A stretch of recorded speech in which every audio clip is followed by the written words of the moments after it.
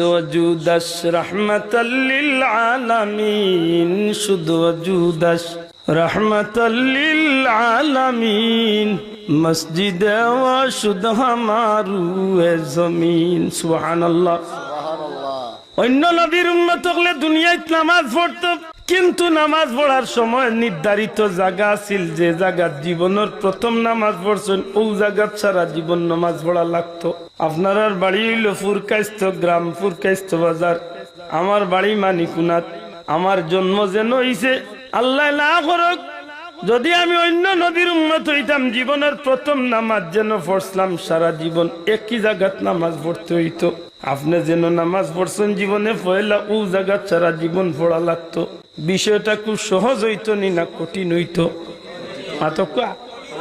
অবশ্যই কঠিন হইতো আব্দুল্লাহ আদে আসরের নামাজ ইয়া পড়ছি আপনার আর মাগরিবের নামাজ পড়ছি আপনার আর মাগরিবের নামাজ পড়ছি সুবানিঘাট এশার নামাজ পড়িয়া ইয়া পড়ছি আমি অন্য আমার বাড়ি অমুক জায়গাত আমি না পারলাম মানে সুবানিঘাট না পারলাম মানে আপনারা অন্য ইয়া পড়তাম আপনারও পাল্লা নে সবে পড়তা আপনার ছেলে তখন আমেরিকাত ডেইলি 5 ওয়াক্ত নামাজের লাগি ডেইলি 5 বার ফ্লাইট করি আইলাও নে আর বার গেলাও নে আপনার হুয়া তখন লন্ডন ডেইলি আইলাও নে আর গেলাও নে লে না আওয়া যাওয়া সম্ভব হইল না হলে তে তো নামাজ পড়লা না হনে আর নামাজ না পড়লে দুজকি বনি গেলাও নে আল্লাহ কইন আমার হাবিব অন্য সব নবীর উম্মতের লাগি জমিন রে আমি আল্লাহ ঠিক করিয়া দিছিলাম যে এই জমিনও যেন জীবনের প্রথম নামাজ পড়বায় সারা জীবন অন্য নামাজ পড়বায় কিন্তু গো আমার হাবিব আপনি নবী কামলিওয়ালা রুসিলায় আপনি নবীজির কদম মোবারকের খাতিরে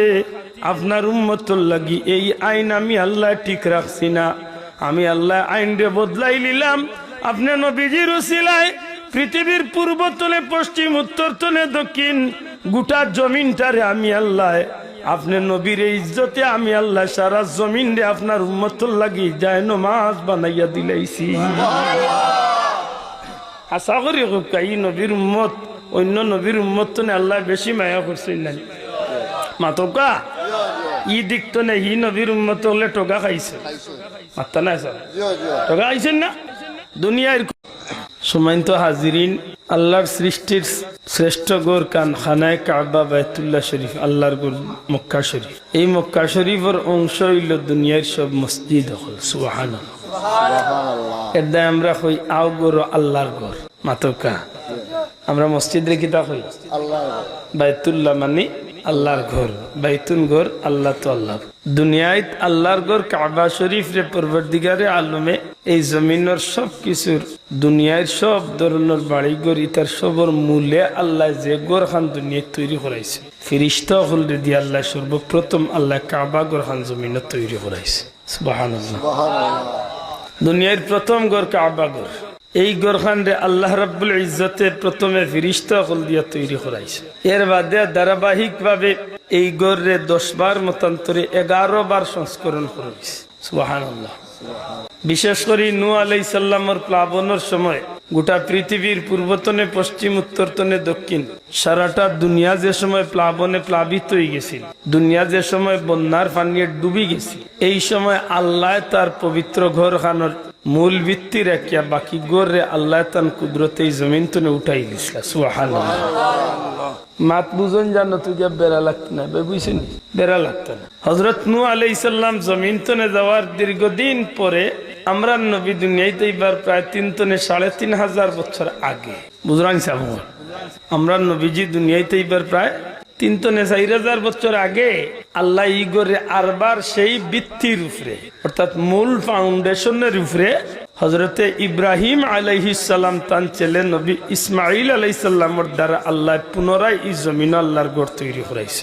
সুবহানাল্লাহ আপনি একটু হিসাব মিলাইতে হইব যে কাবা ঘরের অংশ যে মসজিদ কইলাম আমরা যে মসজিদ বানাইরাম কমিটির ভাই ইনতো লক্ষ্য করোকা আপনি আমি যে মসজিদ বানাইরাম এই মসজিদ ইকান স্বাভাবিক কোন ঘর নাই যদিও আপনার টাকা আপনার খরচ আপনার মেহনত যুবক পাইয়েন খুশি হইমু সামনে দিয়ে যাবো আপনার আল্লাহ যুবক হলকে দেখলে জানো একটু আরাম লাগে আল্লাহ নে খায়াত দেখ আমিন আপনার সামনে খালি জায়গা আছে খুশি হইমু আপনার সামনে সম্মানিত হাজিরিন, দুনিয়ার জমিনে বহুত দামি দামি বিল্ডিং আছে, দুনিয়ায় বহুত বড় বড় বিল্ডিং আছে, কিন্তু দুনিয়ার অন্য বিল্ডিং এর লোকে কাবা শরীফের কোনো তুলনা চলে না।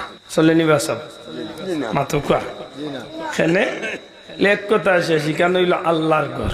দয়া করে কইবা নিকান খার ঘর আল্লাহর ঘরের লগে জগতের অন্য কোনো ঘরের তুলনা। বাহ্যিক দেখা যায় দুনিয়ায় বহুত বড় বড় উঁচা উঁচা নামি দামি বিল্ডিং আছে।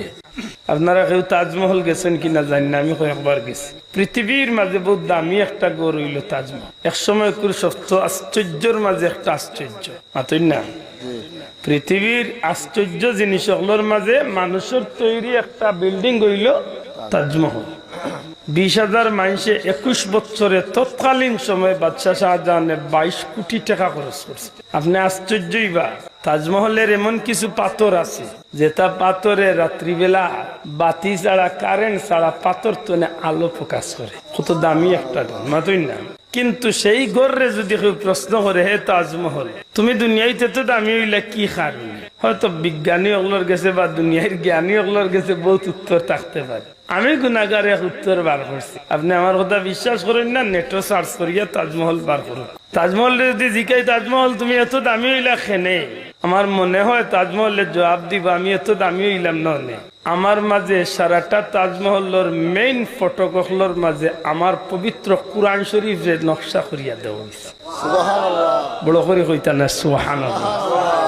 পবিত্র কুরআন শরীফের নকশা, সুবহানাল্লাহ। এর বাদেও তো কেউ গ্যারান্টি তো পারতো না যে এই তাজমহল গিয়া একটা নেকির কাম করলে 10টা 100টা নেকি বা 200টা 500টা নেকি, কেউ গ্যারান্টি তো পারবো? মাতুকা আপনি মালয়েশিয়ার টুইন টাওয়ার দেখছেন কিনা জানি না, আমি দেখছি, উঠছি। পৃথিবী বিখ্যাত বহুত সুন্দর এক বিল্ডিং। পৃথিবীর সর্বোচ্চ উঁচা বিল্ডিং হইল দুবাইয়ের বুর্জ খলিফা। আমি 125 তলা পর্যন্ত।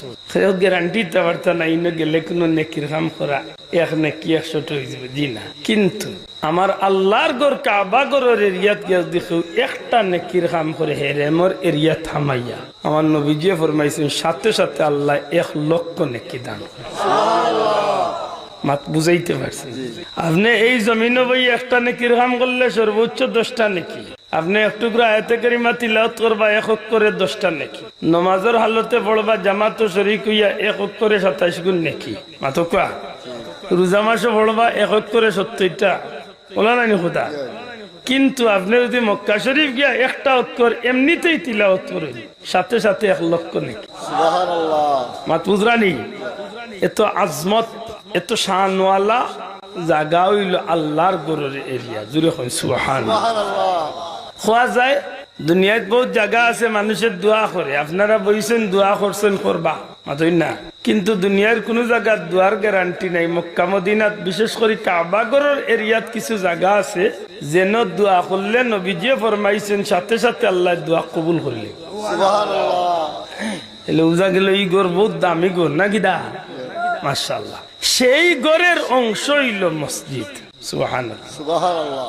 মনে রাখার বিষয়, সেই ঘরের অংশ কিভাবে হয়। আল্লাহর হাবিবে ফরমাইন আমার কোন উম্মত যখন বাড়িতনে বাসাতনে মসজিদের উদ্দেশ্যে রওনা দেয়, আমার উম্মত মসজিদও যান না, মনে করতো খানায় কাবা তোয়াফের উদ্দেশ্যে রওনা দেয়। সুবহানাল্লাহ। সুবহানাল্লাহ। আপনি দুনিয়ার বাজারে রওনা ইচ্ছেন এই গ্যারান্টি নাই। আপনি মসজিদে রওনা ইচ্ছেন প্রতিটা কদমের নিচে মাটি, যে ভাবার নিচে যে মাটি থাকে, এই মাটি আল্লাহর শুকরিয়া আদায় করে। সুবহানাল্লাহ। এই মাটি আল্লাহর শুকরিয়া আদায়। একদিন মরা লাগবো তো, মাত্তা নাই, একদিন মরা লাগবো। আল্লাহ চাহে তো যেদিন আপনার আমার মৌত হইব, যে মাটিত পাড়া মারি আপনি মসজিদও গেছেন, যে মাটিত পাড়া মারি আপনি মসজিদও গেছেন, এই মাটিয়ে দুনিয়ায় থাকতো শুকরিয়া আদায় করছিল। আজ আপনার মরার বাদে এই মাটি আল্লাহর দরবারও খান্দে আর কয় আল্লাহ আমি সাক্ষী দিই আর তোমার বন্দা আমার উপরে ভাড়া মারিয়া তোমার ঘর মসজিদও গেছে, আল্লাহ তুমি আমি মাটির সুপারিশে আমার অনুরোধে তুমি কবুল করো আর তোমার বন্দারে তুমি মাফ করিয়া দিল। মসজিদ বহুত দামি জিনিস, মাতুজরানি মসজিদ বহুত দামি। নবীজি ফরমাইন মসজিদ হইল বেহেশতের টুকরা।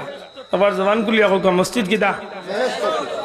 আপনার ড্রয়িং রুমও আপনার ফটিকো, আপনার ড্রয়িং রুমে আপনি কোটি টাকা খরচ করিয়াও আপনি সাজাবকা গ্যারান্টি দিতে পারতেন না বেহেশতের টুকরা। নবীজি ফরমাইছেন মসজিদ হইল বেহেশতের টুকরা। বেহেস্ত খেরা যাইব সুজা জবাব বেহেস্তি হল যাইব হকা বেহেস্ত খেরা যাইব বেহেস্ত যখন বেহেস্তি হল ঢুকবো তখন তার আমল নামাত কোনো গুণা থাকতো না নিষ্পাপ হইয়া বেহেস্ত ঢুকবো প্রশ্ন আনন যদি মসজিদ বেহেস্ত টুকরো হয় তাইলে গুনাগার গিয়া ঢুকে কিনা আমার মাত বুঝরা নিসাব না আমি পেন রাখছি আর দিও না মাত বুঝরা নি আমার মসজিদ যদি বেহেস্ত ঢুকরাতে মসজিদের ভিতরে গুনাগার গিয়া ঢুকে কিভাবে বলে না গুনাগার যায় ঠিক কিন্তু গুনা লইয়া মসজিদে ঢুকতে পারে না এর আগে একগুলো ফিরিস্তায় তার আমল নামা তো নেই তার গুনাগুলারে উঠাইয়া মসজিদের বাহিরে অপেক্ষা করে না বাবা সুবহানাল্লাহ জুড়ে হইতে গেল আমরা দুই